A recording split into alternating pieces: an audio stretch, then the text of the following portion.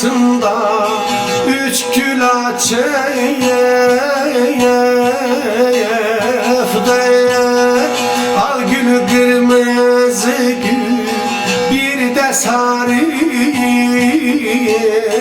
gül çise vurup birbirinden seçilir balacan. Al gül kırmızı gül bir de sarı gül al gül kırmızı gül bir de sarı gül.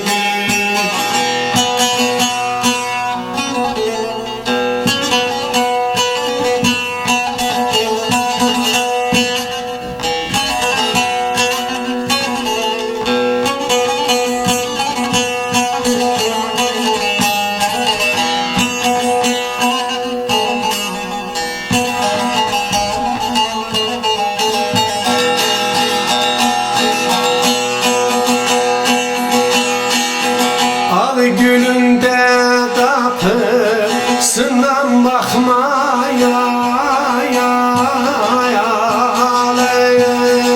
kırmızıyı al ya nana takmaya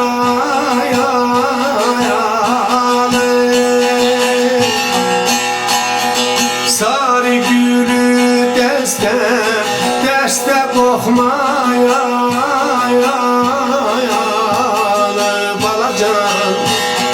al gül kırmızı gül bir de sarı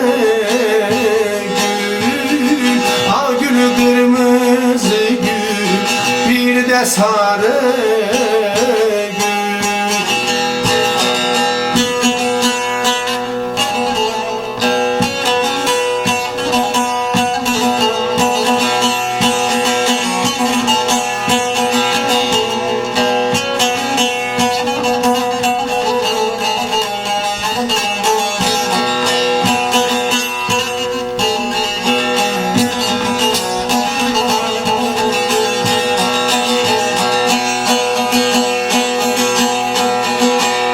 gülü benzettim köyden açayana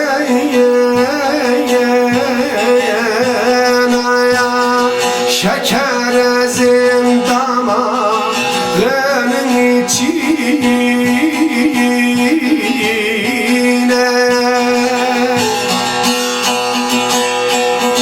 bir vaham kurbandı gülün içine